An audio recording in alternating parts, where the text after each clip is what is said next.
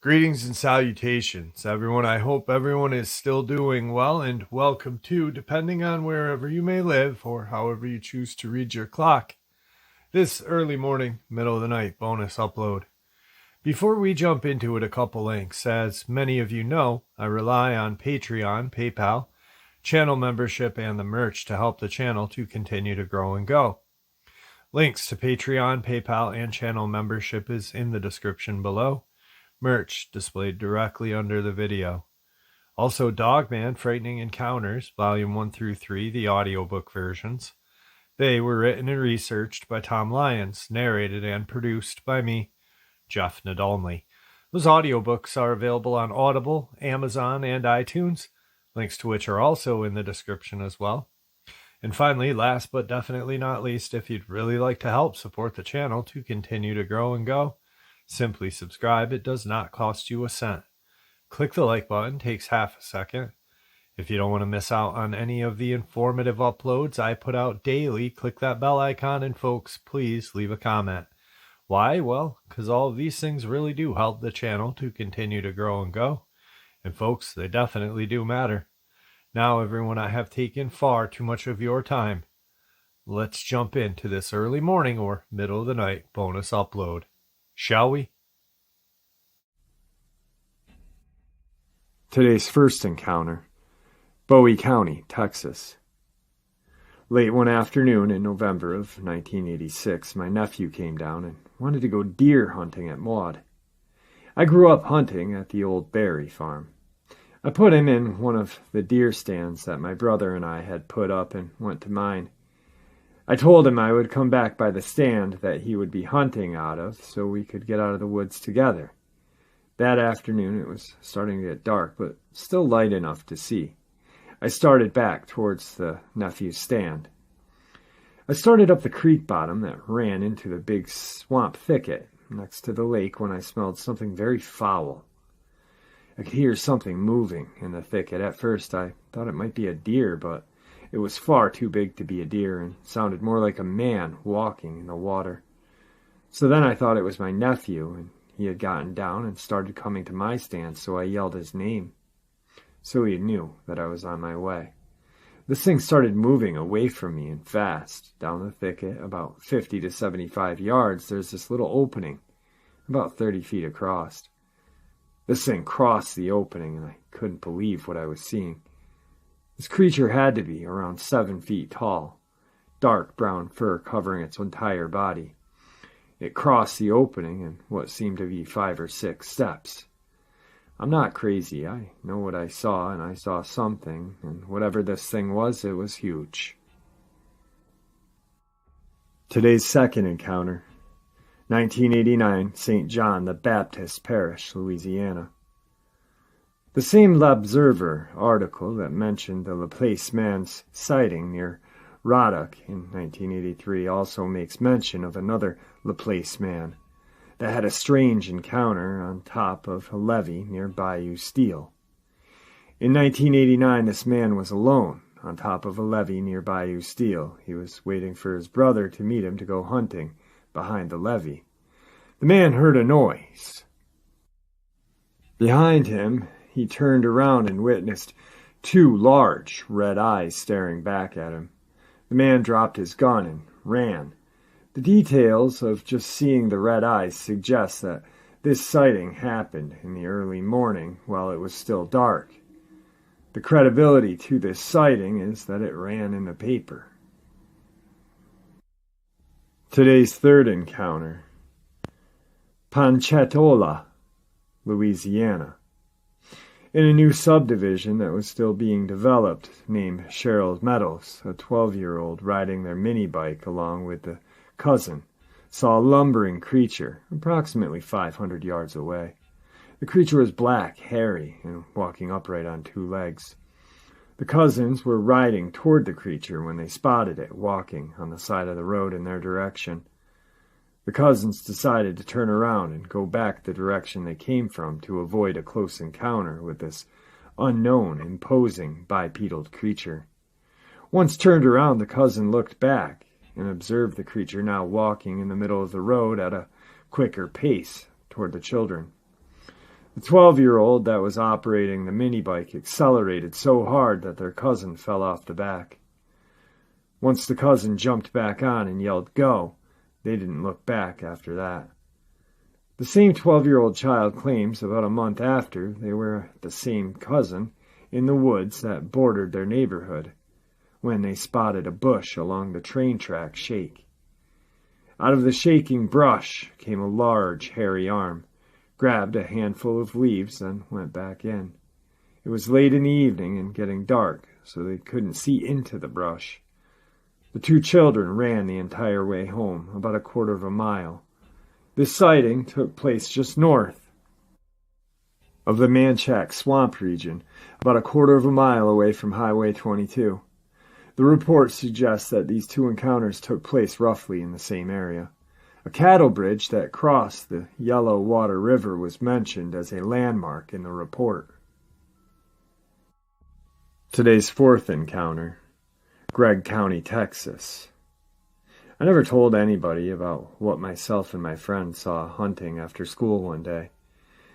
I don't remember him or me even really talking about it much. It was in 1987 hunting season, I'm not sure which month.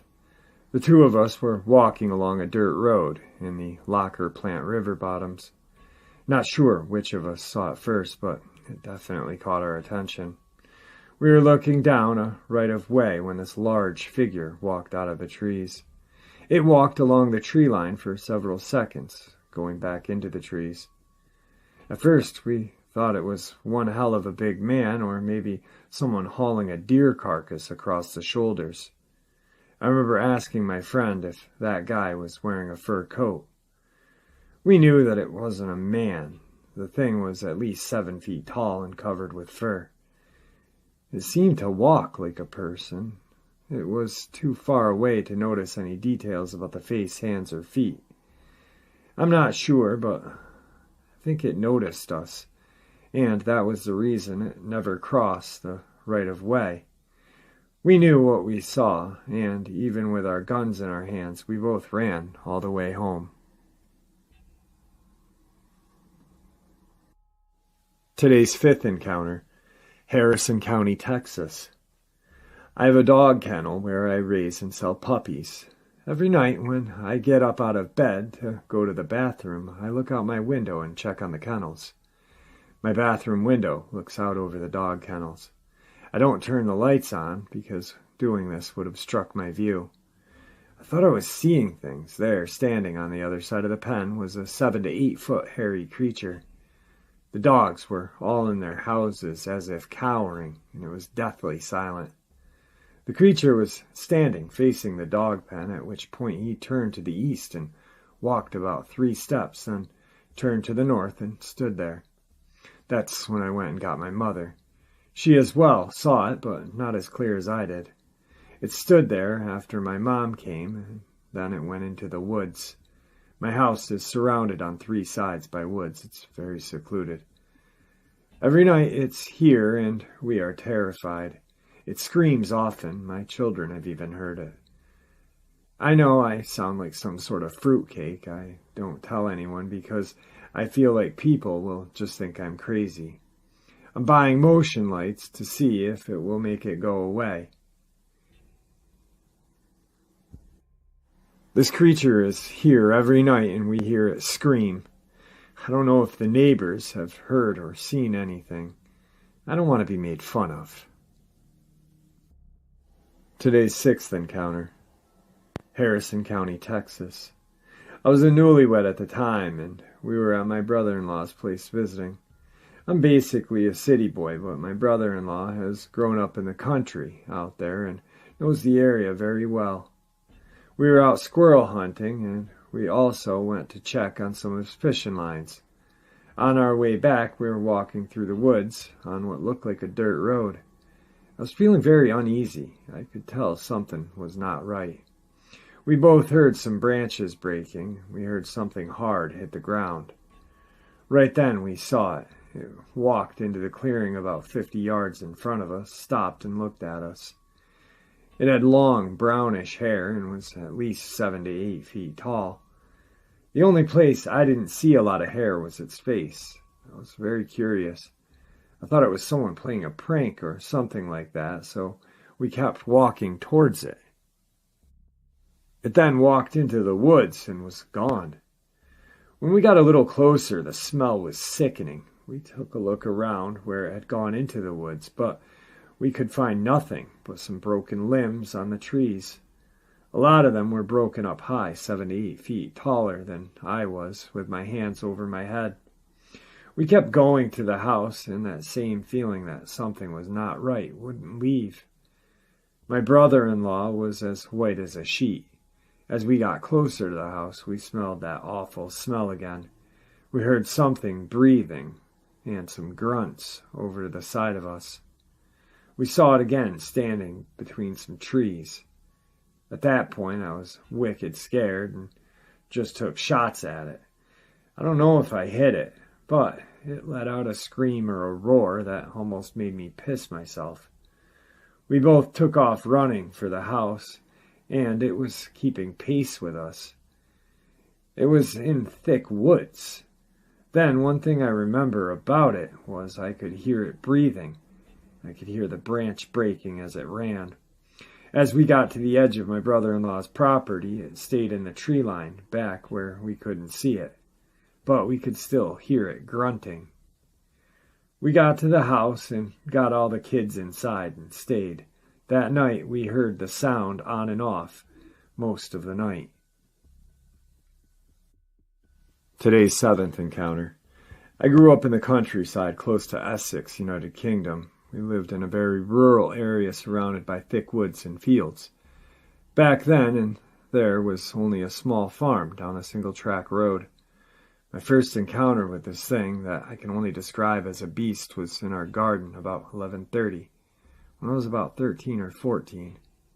My stepdad had just driven back from the pub, and he was in the kitchen making toast. I went down to get a drink of water. The back garden floodlight was switched off as it was very blinding when it came on. My stepdad noticed something moving about in the garden as he was looking out of the window. He questioned what he was seeing, so I took a look, and as we tried to work out what it was, but we couldn't make it out clearly, so we switched on the floodlight. In the light, we could see all right, as plain as day. This thing was on all fours, drinking water from our pond. It was huge. It was black and very wide and very muscular.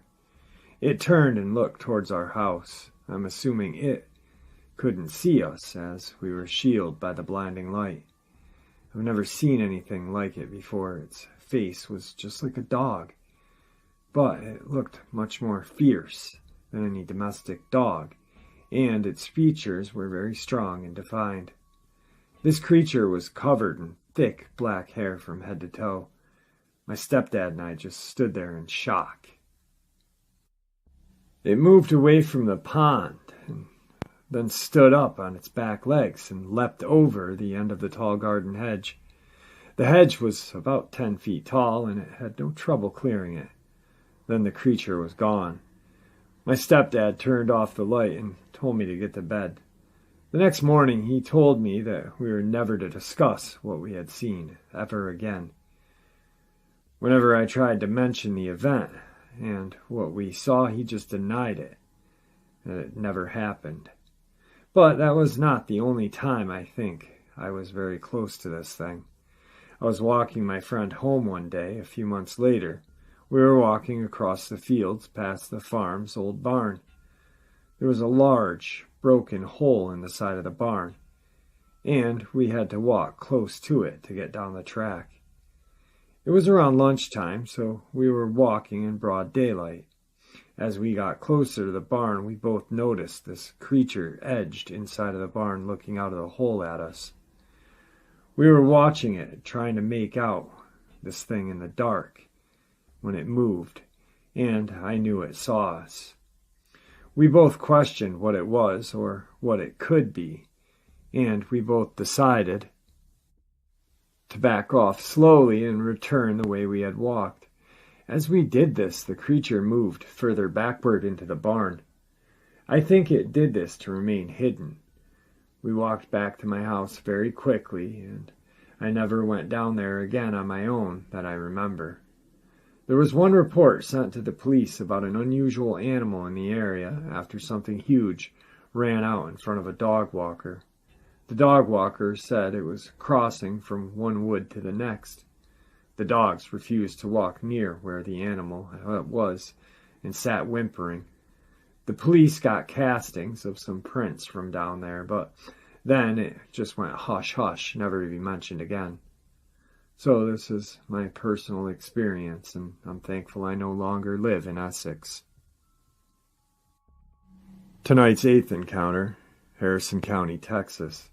Easter Sunday, my husband, 2 girls 6 and 9 years old, and myself had completed our Easter visit with family and decided to take the girls out to his family's land. Just let them be in nature and give him a chance to target practice. We drove through the gate on the dirt road until we came to an open pasture on the right. These pastures are planted for deer hunting. We parked the car in the open area, walked back to the dirt road, and went east to a little pond. Let the girls see the tadpoles and throw rocks. When from behind us there was a loud crunching in the bush. We decided to move back toward the car after hearing nothing more. My husband wanted to shoot his pistol. We crossed the dirt road immediately across the pasture where the car was parked to a deep ravine. I'm 5'7", my husband's 5'10". The sides of the ravine was way over our head. We shot several times when suddenly a large animal lunged into the ravine in front of us, only about 10 or 15 feet. He paused, looked at us, and then in one leap jumped out of the ravine. We froze for a moment, then my husband grabbed my 6-year-old and I took the 9-year-old, and we ran toward the car. And to our surprise, a loud brush noise indicated the animal was running toward our car. It stopped in the brush line immediately in front of our car. We unlocked the driver's side door and shoved the kids in, climbing in behind. He jumped in the ravine between us and the target. Today's eighth encounter, Latimer County, Oklahoma. It was dark, about 8 p.m. My 2 sons and I were watching television, eating popcorn. The eldest, 16, was sitting across the room on a love seat. The youngest, 8, was sitting next to me on the sofa. We were sharing a bowl of popcorn placed between us. I smelled this horrific stench coming from the window directly behind us. My family has teased me about having a nose of a hound. So the 16-year-old says, "Oh, Mom, you're always smelling something." Well, I look around and the smell dissipates. We continue watching television. A few minutes pass and the stench blows in again. I got up while telling my oldest son to help me pull out the sofa, that there was something horrible under it. As he approached, he smells the stench and says, "It's a snake." The youngest moved back. We pulled the couch out and looked all over under the entire room. Came up with nothing. We noticed the breeze blowing the curtain and decided that whatever the source was outside and we'd check it out in the daytime. My 16-year-old went out of the house about an hour later. He came back inside for a shotgun. His dad has taken him hunting since he was 6. He knows guns in the woods. He said someone was standing in back about 6 yards north of the house by the railroad tie post, watching the house. And it was one darn ugly big guy. He took the gun and went toward the chicken pen. I heard him yell from about 50 yards or so from our chicken pen to call the law. I was scared beyond a measure for my son not knowing what had just happened. I called the sheriff. After about 10 minutes, my son came back in the house. He said the guy stepped over the barbed wire fence and jumped over a brush pile while leaving. He hadn't used the gun. The 2 sheriff deputies arrived. They shined the lights up and down the property and found nothing. My son went to his grandmother's house to inform her that we had a prowler. She lived about 40 yards northeast of us. He'd been gone only about 20 minutes when I heard the metal latch on our outside storage building. Someone had gone into the building. Now my youngest son and I were in the house. The eldest, knowing I was already spooked, would not be lurking about. His dad was out of town working, putting up gas rig. The question being, who had opened the latch? The building is my laundry room and contained my washer, dryer, and deep freeze. I phoned the mother-in-law and asked to speak to my son. When he answered the phone, I asked if he had been there the whole time. The answer being yes, I told him someone had entered the laundry building, and to my knowledge hadn't left. He said he would be home. After telling him to be careful, I waited and watched. He was home in 2 minutes. While we were discussing what to do, he yelled, "What the hell is that?" My 8-year-old ran into the kitchen. They both had seen a face in the picture window behind the sofa. The eldest said it was hairy and dirty. I called the sheriff again. My son got the shotgun. My youngest and myself waited behind him, sitting on the floor with the lights out. I fully expected some deranged vagabond to jump through the window. While waiting, we smelled the stench again, as we were only 3 or 4 feet from the window. Then I knew the scent was coming from this person. Knowing this sent chills up my spine. The deputies arrived and again found nothing and left. I never associated this event with a Bigfoot until reading about other encounters. The stench is what ties it in for me, and the description my son gave of the face in the window. The way this character acted just wasn't in keeping with anything I had ever known. But the deciding factor for me was about 8 months ago. I repeated this story to our friends, that retired Oklahoma highway patrolman who hunts with my husband. He said this was out of character for a perp he had never seen. As close as I can describe it, and the scent was a mix between dirty, wet, steamy blue jeans, soiled diapers, and wet, filthy dog.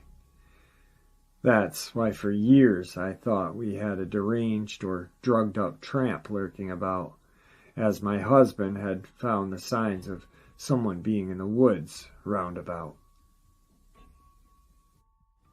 Today's 9th encounter, Jasper, Texas. We were 4-wheeling on the trails at Ebenezer Park around 11 in the afternoon. My friends and I started out down the trail that runs between Ebenezer and Boykin Springs. We had stopped to check the bike for proper equipment and make sure everything was okay before proceeding. We heard something back at the trucks. The guys headed back to the trucks to see if someone was breaking into our vehicles. My girlfriend and I hung back so we could spend some time together and talk. We were there for at least 15 minutes, and we heard what sounded like a deer walking upon us. So we waited to see what it was. When she stepped out, it was awesome. I had read a bunch of books about Bigfoot and wondered what it would be like to see one. I got my chance. She, you could tell it was a female, stood against a tree like a construction worker, leaning against a shovel. The funny thing about the sighting was I felt like I was in no harm. It was maybe 20 feet away from me, and at no time did I feel like I was going to be harmed. My girlfriend and I sat on the bike for a good 20 minutes. You could tell that she, the Bigfoot, was as curious about us as we of her. She actually didn't turn to run. I had grown up in a little town in East Texas and had squirrel hunted all throughout the woods and wandered the same woods when I was around 15. But this was the first time seeing this. All I could think about was how she looked, how something like this had never been killed. Then after a while she just started to really stare at us. Then it hit me that my dad had told me when I was in the woods that animals hate to be stared at. They get panicky about it. About this time, I thought that it might be a good idea to go our separate ways, so I cranked up the bike, and when I did, she just disappeared into the woods. I told the guys what happened, and they told me that I was crazy, that there was no such thing. Today's 10th encounter, Tyler, Texas. I went to the river camp in the afternoon at the end of October of 1999 to fill my deer feeders. I had a late start, and I was afraid I would get stuck if it started raining in the bottom, so I parked a half a mile or so from the camp. There was a chance of rain in the area, which was good because it had been dry, but it doesn't take much for this area to get wet quick. I filled 2.5-gallon buckets with feed corn and took off walking down the road that leads past the first feeder. I noticed before I got to it the feeder was missing. After closer look, I found the feeder hanging in a tree. It had been wrapped around a limb it was tied to, like a tetherball. The feeders we were using were made of 4-inch heavy PVC drain pipe, about 2 feet long. The rope was about 10 feet long. I was thinking of climbing up the tree, or better of it, when I saw something move to my left. It was about 75 feet away and hiding behind a large oak. I had just seen it, just for a second, and thought I was seeing some strange-looking shaggy hog. As soon as I moved toward it, it started to move off. I followed it for a couple of minutes in the fashion, but I could never get a good look. It was very good about keeping the brush and the trees between it and myself. As this is in place where the river overflows regularly, the runoff end of the slough. There is an excessive amounts of dead trees, brush, and briar at times. Sometimes it piles up so thick that it looks like a beaver dam. I could only catch glimpses of it because of the thick cover. Because of its shaggy appearance, I had begun to believe it was an emu, or maybe 2. I know this sounds strange, but a couple of weeks earlier, a man in one of the hunting clubs up the road told me that someone had emptied a cattle trail full of unwanted emus in their club, and I was convinced this is what I was looking at. We continued on this way, moving up the river. We came to an old railroad crossing at another camp house and a boat ramp across the river. We were to the point where they either had to step into the opening or go back the way it or they came, or turn and face me. When it stepped out, I really couldn't believe it. At first, it was a Bigfoot, Sasquatch, woolly booger, or whatever you want to call it. There's nothing else it could have been.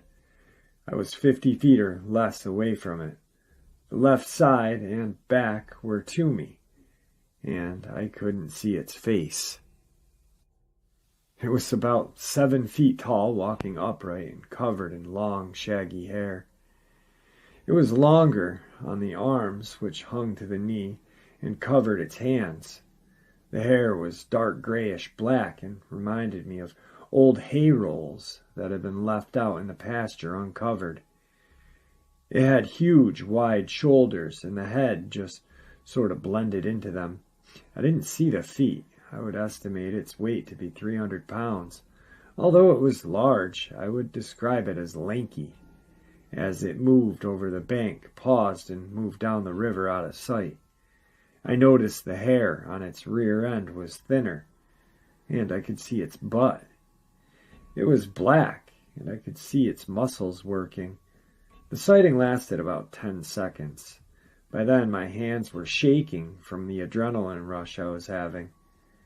I haven't had a rush like that since I was a little boy, about to take my first deer or try and missed. After I steadied myself 20 seconds or so, I decided to go see where it went. I figured it had to cross the river. You can walk across there pretty easily when the river is down. And it was. I took about 10 steps, and a very loud snap came directly behind me. At about 200 feet, that's when I left. I went straight back to my feeder, dumped the corn out on the ground, and got the hell out of there. I was feeling flighty, to say the least. There was no doubt in my mind that when I started following this animal, it was on all fours. If at any time it would have been on two legs at 7 feet tall, I could have seen it clearly. It took full advantage of the thick cover. It didn't stand until it reached the opening of the river crossing. I've heard of the booger monster stories all my life, but never really believed them. I now realize this animal has been here all along. I've seen some strange things in the woods I couldn't explain. Some of them don't seem so strange anymore. If I see it again, he can go his way and I'll go mine. And there you have it, folks. I hope you all enjoyed this early morning or middle of the night bonus as much as I enjoyed sharing it with you.